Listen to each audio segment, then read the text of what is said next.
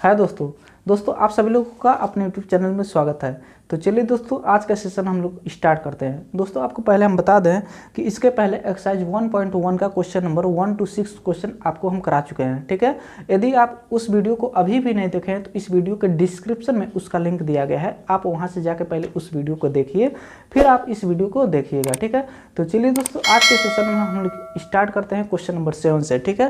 Question number 7 दिया है कि there is a circular path around a sport field. Sonia takes 18 minutes to drive one round of the field, while Ravi takes 12 minutes for the same.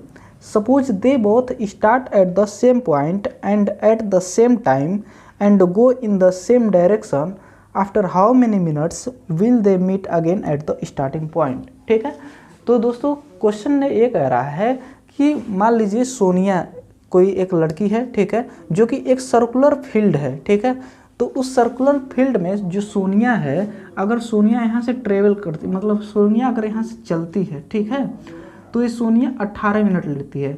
वही रवि अगर यहीं से चलता है, इसी पॉइंट से चलता है, जैसे पॉइंट पी है, इसी पॉइंट से अगर रवि चलता है तो रवि 12 मिनट लेता है, ठीक है।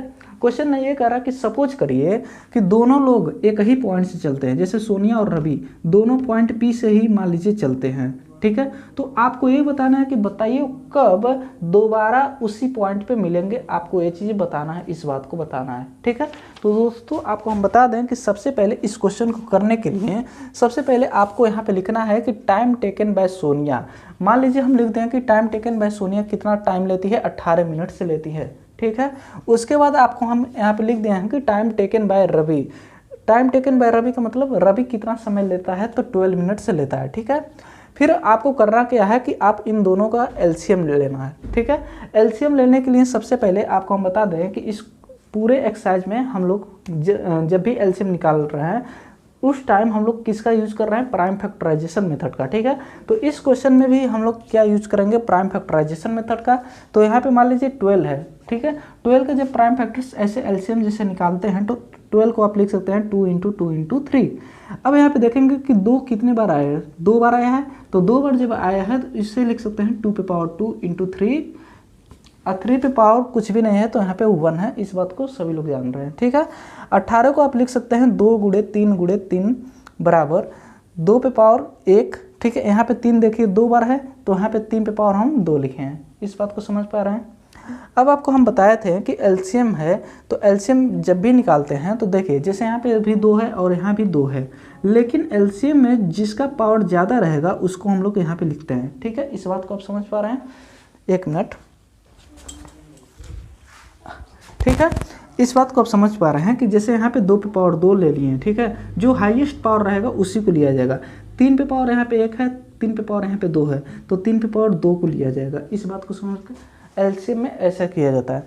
लेकिन मान लीजिए अगर यहाँ पे कोई नंबर अगर दिया रहता है, जैसे मान लीजिए यहाँ पे 5 है, ठीक है, लेकिन इसमें अगर 5 नहीं है तो आपको क्या करना पड़ेगा, इस 5 को भी हम लोग यहाँ पे मल्टीप्लाई करके ऐसे 5 को भी लिखते हैं, समझ पा रहे हैं। लेकिन इस क्वेश्चन में देख पा रहे हैं कि आप यहाँ पे 5 नहीं है, ठीक है, समझ में आ रहा।